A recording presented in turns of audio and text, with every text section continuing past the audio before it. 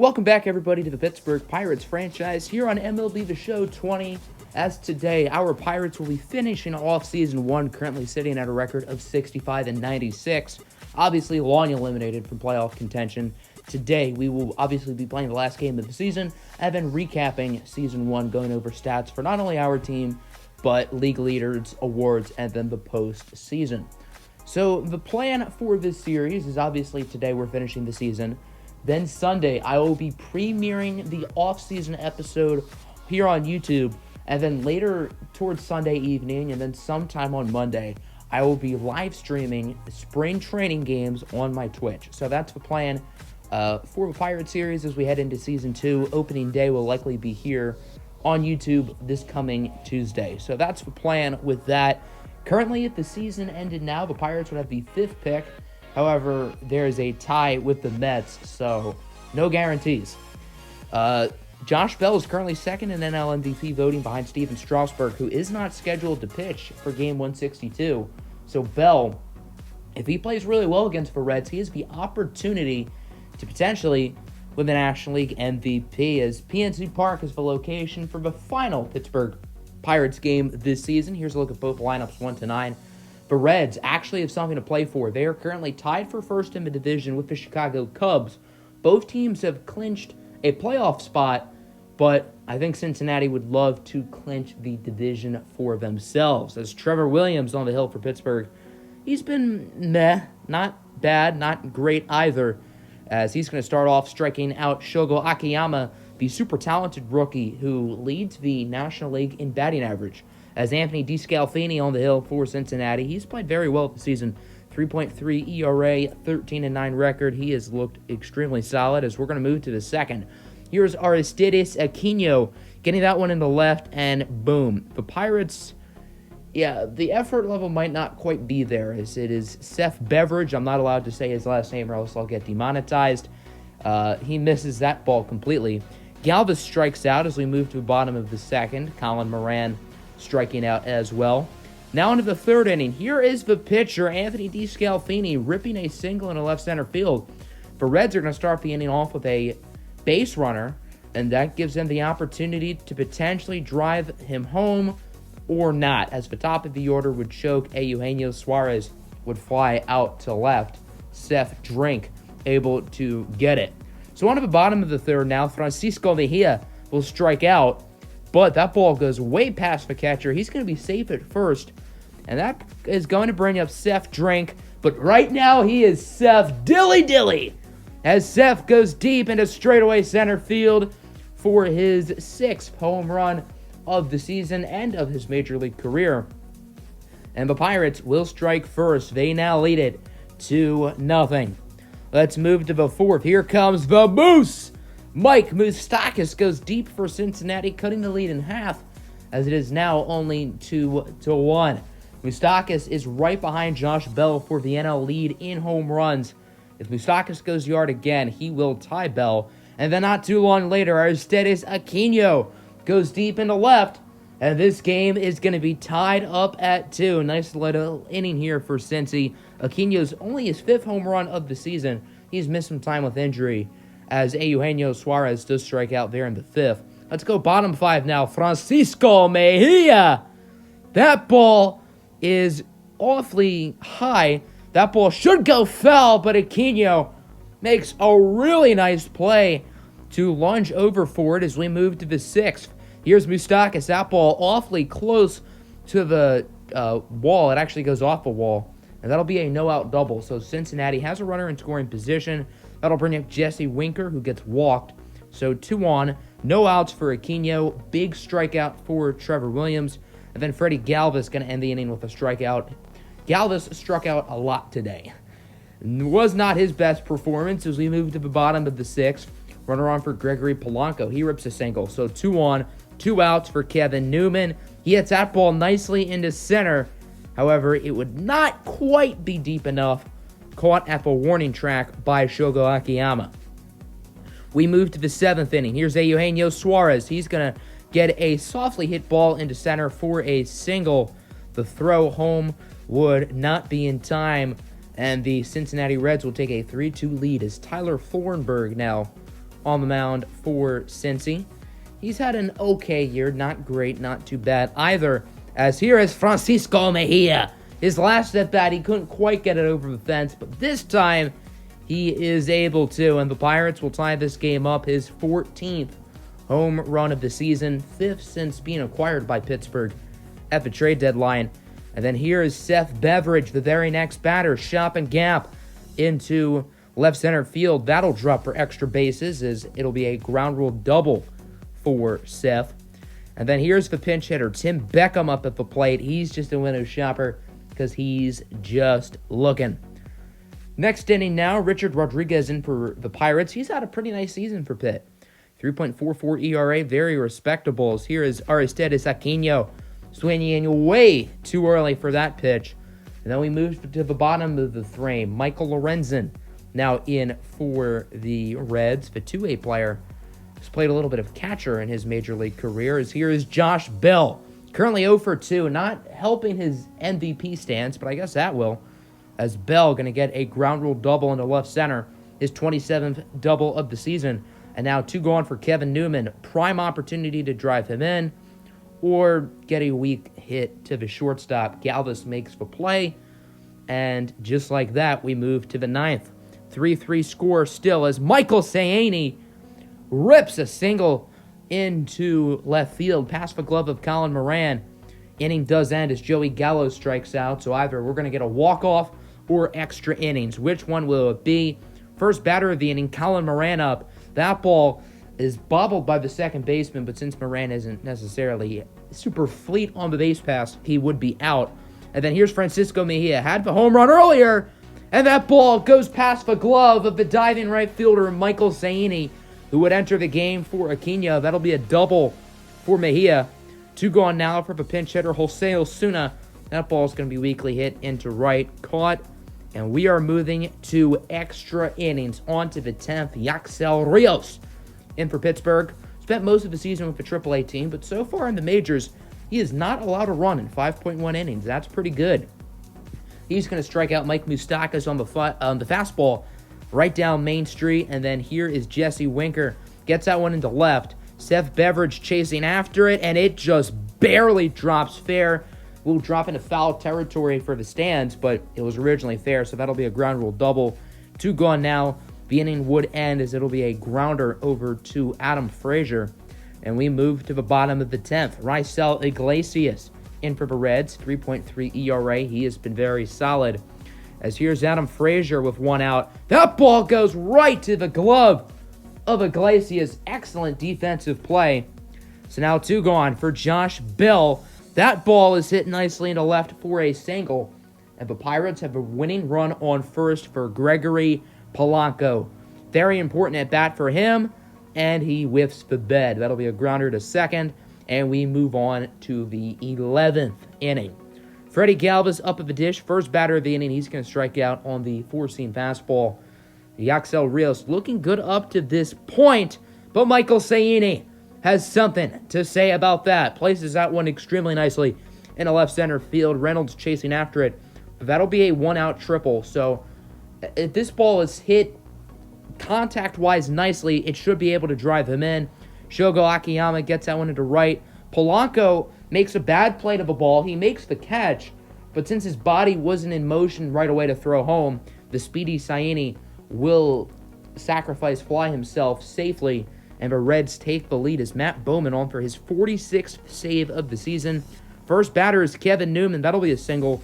Shogo Akiyama not hustling to the ball, and the tying run is aboard with no outs. 1 gone now for Mejia. That'll be a grounder to Votto over to Galvis. Back to Votto. And the Reds will finish it off. Their infield is more chemistry than a science project.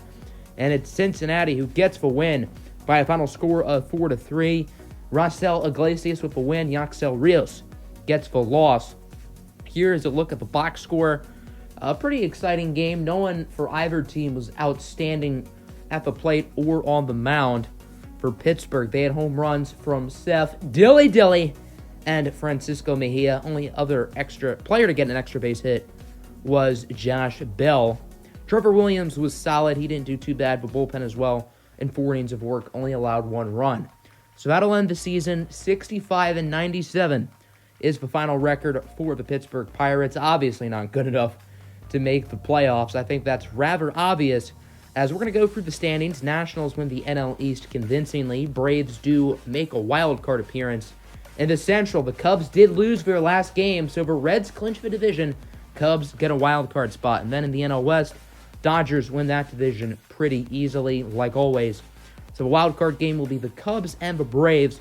Cardinals and Phillies close behind. Mets did lose, so we tie at 65-97, but I think the Pirates will be picking ahead of them.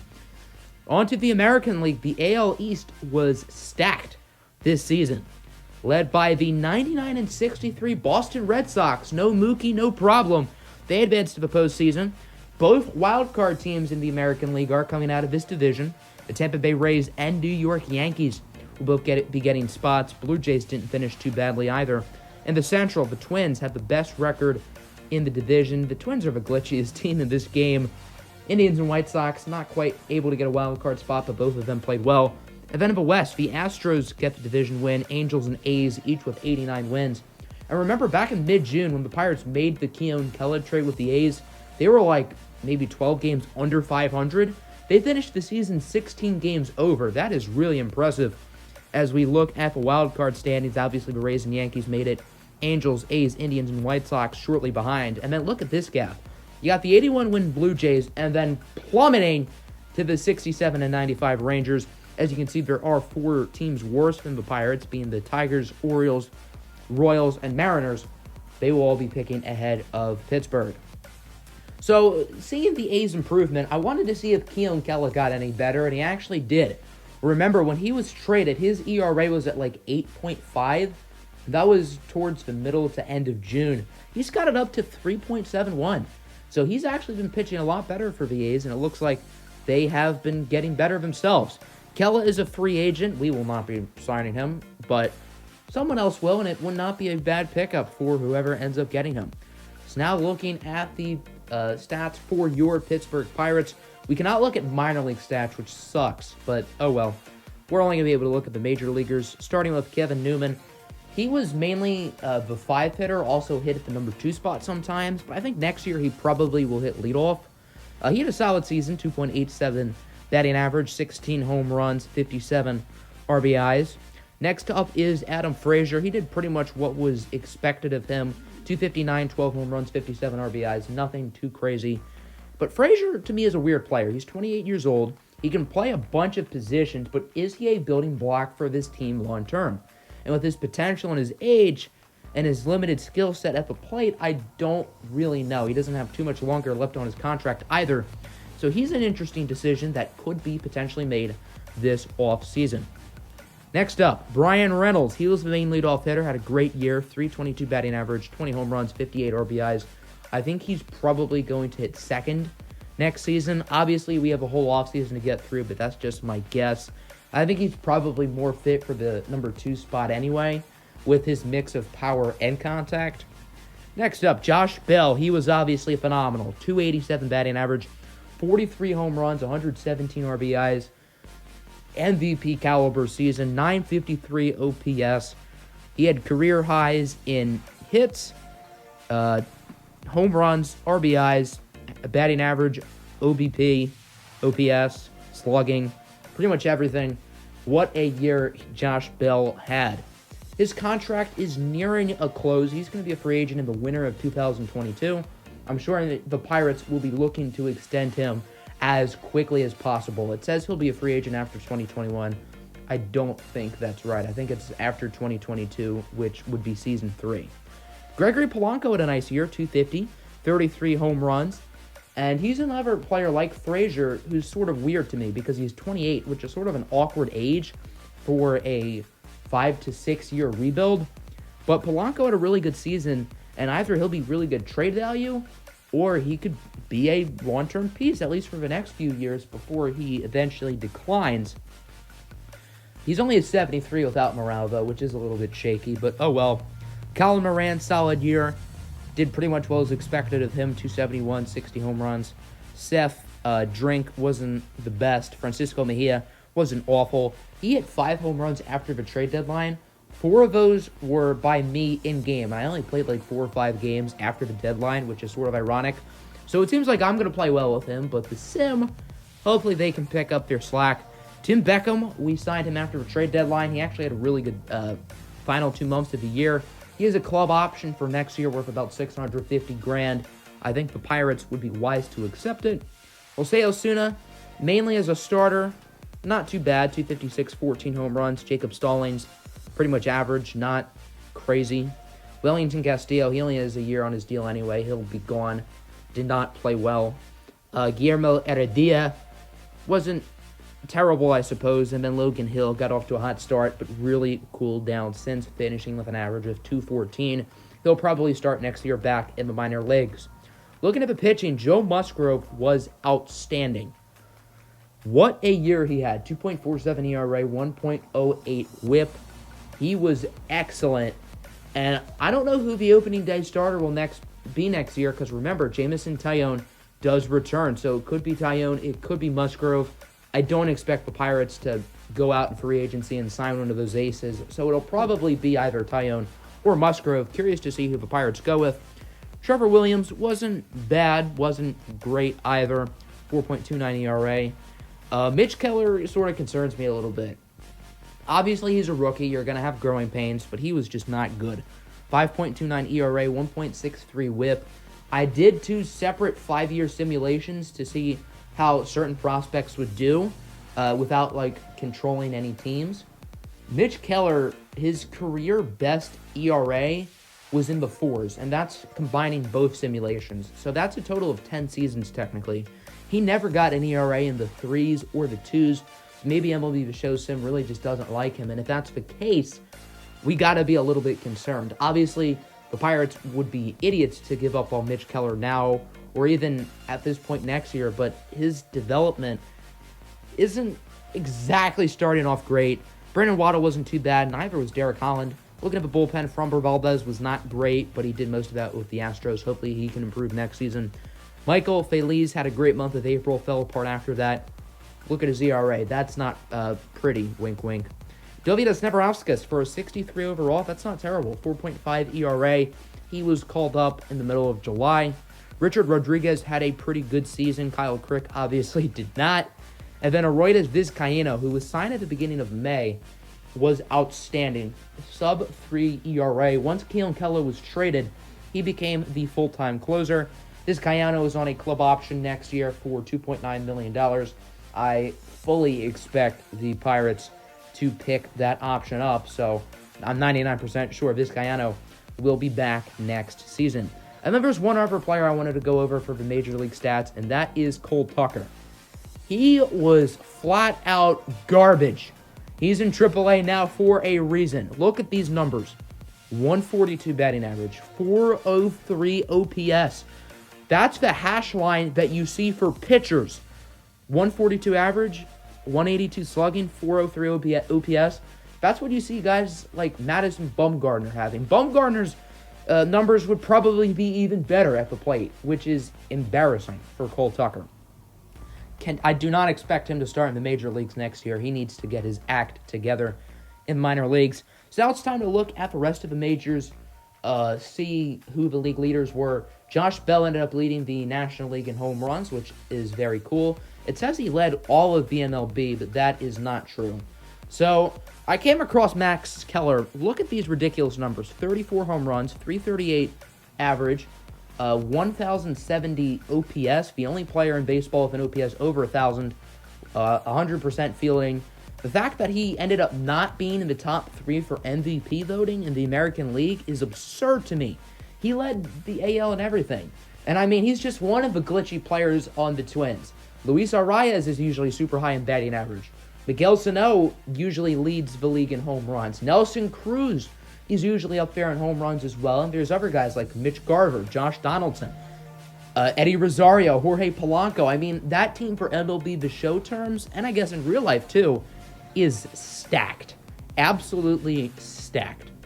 Here's a look at the National League. Ozzie Albies led the NL in at-bats by 50. That's quite the margin.